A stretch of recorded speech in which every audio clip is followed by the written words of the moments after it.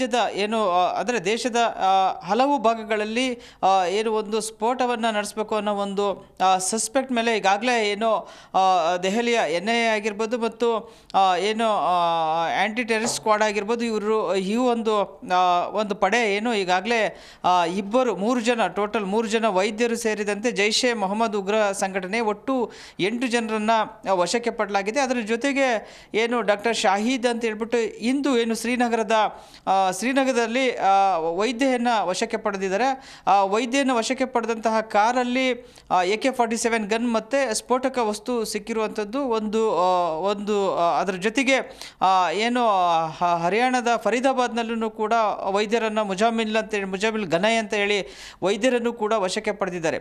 ಈ ಒಂದು ಘಟನೆ ನಡೆದಂತಹ ಕೆಲವೇ ಹೊತ್ತಲ್ಲಿ ಈ ಒಂದು ದೆಹಲಿಯ ಕೆಂಪು ಕೋಟೆಯ ಬಳಿ ಮೆಟ್ರೋ ಸ್ಟೇಷನ್ ಗೇಟ್ ನಂಬರ್ 1 ಬಳಿ ಈ ಒಂದು ಭಾರೀ ಸ್ಫೋಟ ಸಂಭವಿಸಿರುವುದು ಒಂದು ರೀತಿಯಾದಂತಹ ಹಲವು ಅನುಮಾನಗಳಿಗೆ ಎಡೆಮಾಡಿಕೊಟ್ಟಿದೆ ಅಂತಲೇ ಹೇಳ್ಬೋದು. ಇನ್ನು ಈ ಒಂದು ಕಾರಲ್ಲಿ ಮೊದಲಿಗೆ ನೀವು ಹೇಳ್ದಂಗೆ CNG ಗ್ಯಾಸ್ ಬರ್ಸ್ಟ್ ಆಗಿ ಈ ಒಂದು ಅವಘಡ ಸಂಭವಿಸಿದೆ ಅಂತ ಹೇಳಲಾಗ್ತಿದೆ.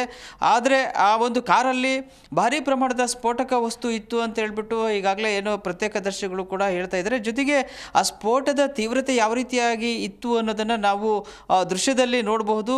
ಏನು ಅಲ್ಲಿದ್ದಂತಹ ಬಾಡಿಗಳು ಛಿದ್ರವಾಗಿದ್ವಿ, ಅಷ್ಟೊಂದು ದೊಡ್ಡ ಪ್ರಮಾಣದಲ್ಲಿ ಸ್ಫೋಟ ಸಂಭವಿಸಿದೆ. ಮತ್ತು ಆ ಸ್ಫೋಟದ ಶಬ್ದ ಕೂಡ ಏನು ಅಲ್ಲಿದ್ದಂತಹ ಜನಗಳಿಗೆ ಭಾರಿ ಭಯವನ್ನು ಉಂಟು ಮಾಡಿದೆ. ಏನು ದೆಹಲಿಯ ಕೆಂಪುಕೋಟೆ ಸಂಜೆ ಹೊತ್ತಲ್ಲಿ ಸುಮಾರು ಜನ ನೆರೆದಿರ್ತಾರೆ ಅಲ್ಲಿನ ಒಂದು ದೃಶ್ಯವನ್ನು ವೀಕ್ಷಣೆ ಮಾಡಲಿಕ್ಕೆ. ಇಂತಹ ಸಂದರ್ಭದಲ್ಲಿ ತುಂಬ ಕಂಜೆಸ್ಟೆಡ್ ಆಗಿರುವಂತಹ ಒಂದು ಏರಿಯಾ ಅದು ಕೂಡ. ಇಲ್ಲಿ ತುಂಬ ಕಮ್ಯೂಟರ್ಸ್ ಕೂಡ ಬಹಳ ಜನ ಇರುವಂತಹ ಒಂದು ಸಂದರ್ಭದಲ್ಲಿ ಈ ಒಂದು ಸ್ಫೋಟ ಸಂಭವಿಸಿದೆ. ಈ ಒಂದು ಸ್ಫೋಟದಲ್ಲಿ ಸುಮಾರು 9 ಜನ ಈಗಾಗಲೇ ಮೃತಪಟ್ಟಿದ್ದಾರೆ, ಹಲವಾರು ಜನ ಗಾಯಗೊಂಡಿದ್ದಾರೆ ಅಂತ ಹೇಳಲಾಗ್ತಿದೆ. ಮತ್ತು ಮುಖ್ಯವಾಗಿ ಈ ಒಂದು ಸ್ಫೋಟ ಸುಮಾರು 6:50 ಸುಮಾರಿಗೆ ಇವತ್ತು ಸಂಜೆ ಏನು ಒಂದು ಫೈರ್ ಫೈಟರ್ಸ್ಗೆ ಈ ಒಂದು ಕಾಲ್ಸ್ ಹೋಗುತ್ತೆ, ಸ್ಫೋಟ ಸಂಭವಿಸಿದೆ ಅಂತ ಹೇಳ್ಬಿಟ್ಟು ಕೂಡಲೇ ಎಚ್ಚೆತ್ತುಕೊಂಡಂತಹ ಫೈರ್ ಫೈಟರ್ಸು ಸುಮಾರು 7 ಅಗ್ನಿಶಾಮಕ ವಾಹನಗಳು ಜೊತೆಗೆ 15ರಿಂದ 20 ಜನ ಅಗ್ನಿಶಾಮಕ ಸಿಬ್ಬಂದಿ ಕೂಡ ಏನು ಈ ಒಂದು ಸ್ಥಳಕ್ಕೆ ಬಂದು ತುಂಬ ದೊಡ್ಡ ಮಟ್ಟದಲ್ಲಿ ಆಗುವಂತಹ ಬೆಂಕಿಯನ್ನು ನಂದಿಸುವಂತಹ ಕಾರ್ಯವನ್ನು ಮಾಡಿ ಅದರಲ್ಲಿ ಯಶಸ್ವಿ ಕೂಡ ಆಗಿದ್ದಾರೆ. ಈ ಒಂದು ಸ್ಫೋಟದ ತೀವ್ರತೆಗೆ ಅಕ್ಕಪಕ್ಕದಲ್ಲಿದ್ದಂತಹ ಏನು ಈಗ ಈ ಶಿಫ್ಟ್ ಡಿಸೈರ್ ಕಾರು ಅಂತ ಹೇಳಲಾಗ್ತಿದೆ ಸ್ಫೋಟ ಆಗಿರುವಂಥದ್ದು, ಆ ಶಿಫ್ಟ್ ಡಿಸೈರ್ ಕಾರ್ ಪಕ್ಕದಲ್ಲಿದ್ದಂತಹ 2-3 ಕಾರುಗಳು ಕೂಡ ಬೆಂಕಿಗೆ ಆಹುತಿಯಾಗಿದ್ದಾವೆ. ಹೀಗಾಗಿ ಈ ಒಂದು ತೀವ್ರತೆಯಿಂದ ಸಾಕಷ್ಟು ಜನ ಆತಂಕಕ್ಕೆ ಒಳಗಾಗಿದ್ದರು. ಮತ್ತು ಏನು ನಾಳೆ ಮುಖ್ಯವಾಗಿ ಬಿಹಾರ ಚುನಾವಣೆಯ 2ನೇ ಹಂತದ ಒಂದು ಫೈನಲ್ ಮತದಾನ ನಡೆಯುವಂತಹ ಸಂದರ್ಭದಲ್ಲಿ ಇಂತಹ ಒಂದು ಘಟನೆ ನಡೆದಿರುವಂಥದ್ದು ಸಾಕಷ್ಟು ಅನುಮಾನಗಳಿಗೆ ಎಡೆಮಾಡಿಕೊಟ್ಟಿದೆ. ಜೊತೆಗೆ ಏನು ಈಗಾಗಲೇ ಏನು ಶಾಹೀದ್ ಅಂತ ಏನು ವೈದ್ಯರಿದ್ದಾರೆ ಅವರು ಪಹಲ್ಗಾಮ್ ಮೂಲತಃದ ವೈದ್ಯರಾಗಿರ್ಬೋದು ಮತ್ತು ಮುಜಾಮಿಲ್ ಗನೈ ವೈದ್ಯ ಇದನ್ನೆಲ್ಲ ಆತನೂ ಕೂಡ ಪಹಲ್ಗಾಮ್ ಮತ್ತು ಕಾಶ್ಮೀರ ಮೂಲದವರೇ ಆಗಿದ್ದಾರೆ.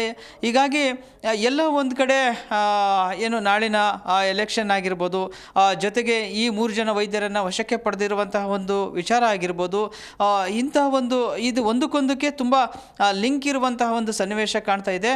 ಅದರ ಜೊತೆಗೆ ಎಲ್ಲೋ ಒಂದು ಕಡೆ ತುಂಬ ದೊಡ್ಡ ಮಟ್ಟದಲ್ಲಿ ಇವರು ದೇಶದಾದ್ಯಂತಹ ಒಂದು ಸಂಚನ್ನು ಕೂಡ ರೂಪಿಸಿದ್ರು ಅಂತ ಹೇಳ್ಬಿಟ್ಟು ಈಗಾಗಲೇ ಏನೋ ಉನ್ನತ ಮಟ್ಟದ ಒಂದು ತನಿಖೆಯಲ್ಲಿ ಗೊತ್ತಾಗ್ತಾ ಇದೆ.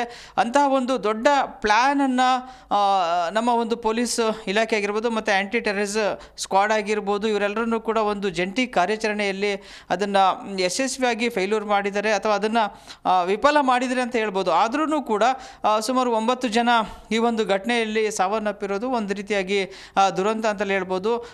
ಈಗಾಗಲೇ ಏನು ಗೃಹ ಇಲಾಖೆಯೂ ಕೂಡ ಈ ಬಗ್ಗೆ ತುಂಬ ಕಟ್ಟುನಿಟ್ಟಿನ ಕ್ರಮವನ್ನು ಕೈಗೊಂಡಿದ್ದು, ಇನ್ನೂ ಕೂಡ ಏನು ಈ ಹಿಂದೆನೇ ಒಂದು ಪಹಲ್ಗಾಮ್ ಒಂದು ಘಟನೆ ಮಾಸುವ ಮುನ್ನನೇ ಮತ್ತೊಂದು ಘಟನೆ ನಡೆದಿರುವಂಥದ್ದು ನಿಜಕ್ಕೂ ಕೂಡ ಏನು ಒಂದು ಆತಂಕವನ್ನು ಸೃಷ್ಟಿ ಮಾಡಿದೆ. ಜೊತೆಗೆ ಇವತ್ತಿಗೂ ಕೂಡ ಪ್ರಧಾನಿ ಮೋದಿ ಅವರು ತಾವು ವಿಸಿಟ್ ಮಾಡಿರುವಂತಹ ಒಂದು ಅಂತಾರಾಷ್ಟ್ರೀಯ ಮಟ್ಟದಲ್ಲೂ ಕೂಡ ಈ ಒಂದು ವಿಚಾರವನ್ನು ಚರ್ಚೆ ಮಾಡ್ತಿದ್ದಾರೆ. ಭಯೋತ್ಪಾದನೆಯನ್ನು ಬೇರು ಸಮೇತ ಕಿತ್ತಾಕಬೇಕು ಅಂತ ಹೇಳ್ಬಿಟ್ಟು ಅದ್ರ ಜೊತೆಗೆ ಸಾಕಷ್ಟು ವಿಶ್ವಸಂಸ್ಥೆಯಿಂದಲೂ ಕೂಡ ಈ ಬಗ್ಗೆ ಏನು ಪಹಲ್ಗಾಮ್ ಘಟನೆಯ ನಂತರ ಸಾಕಷ್ಟು ಚರ್ಚೆಗಳು ಆಗಿದ್ವು ಮತ್ತು ಅಂತಾರಾಷ್ಟ್ರೀಯ ಮಟ್ಟದಲ್ಲಿ ತುಂಬ ಒತ್ತಡಗಳು ಕೂಡ ಕೇಳಿ ಬರ್ತಾ ಇತ್ತು. ಇಂತಹ ಒಂದು ಸಂದರ್ಭದಲ್ಲಿ ಮತ್ತೆ ಇಂಥ ಒಂದು ಘಟನೆ ಆಗಿರೋದು ನಿಜಕ್ಕೂ ಕೂಡ ಒಂದು ರೀತಿಯಾಗಿ ನಮ್ಮ ಒಂದು ಸೆಕ್ಯೂರಿಟಿ ವ್ಯವಸ್ಥೆ ಆಗಿರ್ಬೋದು, ಮತ್ತು ಎಷ್ಟರ ಮಟ್ಟಿಗೆ ದೆಹಲಿ ಆಗಿರ್ಬೋದು, ಇವೆಲ್ಲನೂ ಕೂಡ ಇನ್ನು ಮೆಟ್ರೋಪಾಲಿಟನ್ ಸಿಟೀಸು ಎಷ್ಟರ ಮಟ್ಟಿಗೆ ಸೇಫ್ ಅನ್ನೋದು ಇಲ್ಲಿ ಮುಖ್ಯವಾಗಿರುವಂತಹ ಒಂದು ಪ್ರಶ್ನೆ ಆಗುತ್ತೆ. ಜೊತೆಗೆ ಏನು ಒಂದು ಅಂತಾರಾಷ್ಟ್ರೀಯ ಶಾಂತಿ ಸಮ್ಮೇಳನದ ಒಂದು ವಿಚಾರದಲ್ಲಿ ಏನು ಪಾಕ್ ಮತ್ತು ಭಾರತದ ಒಂದು ಸಂಬಂಧ ವಿಚಾರದಲ್ಲಿ ಯಾವ ರೀತಿಯಾದಂತಹ ಒಂದು ಎಚ್ಚರಿಕೆಯನ್ನು ಇಡಬೇಕಾಗುತ್ತೆ, ನಾವು ಎಚ್ಚರಿಕೆಯ ಒಂದು ಹೆಜ್ಜೆಯನ್ನು ಇಡಬೇಕಾಗುತ್ತೆ. ಮತ್ತೂ ಕೂಡ ಬಟ್ ಹೇಳೋಕ್ಕಾಗಲ್ಲ, ಬಟ್ ಪಾಕಿಸ್ತಾನದ ಕೈವಾಡಿದೆ, ಅಲ್ಲೇ ಒಂದು ಸಂಘಟನೆ ಆಗಿರೋದ್ರಿಂದ ಖಂಡಿತವಾಗಿಯೂ ಕೂಡ ಇದಕ್ಕೆ ಕುಮ್ಮಕ್ಕು ನೀಡುತ್ತೆ. ಈ ನಿಟ್ಟಿನಲ್ಲಿ ಯಾವ ರೀತಿಯಾಗಿ ಪಾಕ್ ಪ್ರತಿಕ್ರಿಯೆಯನ್ನು ಕೊಡುತ್ತೆ ಅನ್ನೋದು ಕೂಡ ನಾವು ನೋಡಬೇಕಾಗುತ್ತೆ. ಜೊತೆಗೆ ವಿಶ್ವಸಂಸ್ಥೆ ಕೂಡ ಈ ನಿಟ್ಟಿನಲ್ಲಿ ಯಾವ ರೀತಿಯಾದಂತಹ ಕ್ರಮವನ್ನು ಕೈಗೊಳ್ಳುತ್ತೆ ಅನ್ನೋ ಒಂದು ವಿಚಾರವನ್ನು ಗಮನಿಸಬೇಕಾಗುತ್ತೆ. ಸಂಪತ್, ಥ್ಯಾಂಕ್ ಯು ಅನಂತರಾಮಯ್ಯ ತಮ್ಮೆಲ್ಲ ಡೀಟೇಲ್ಸ್ಗಾಗಿ.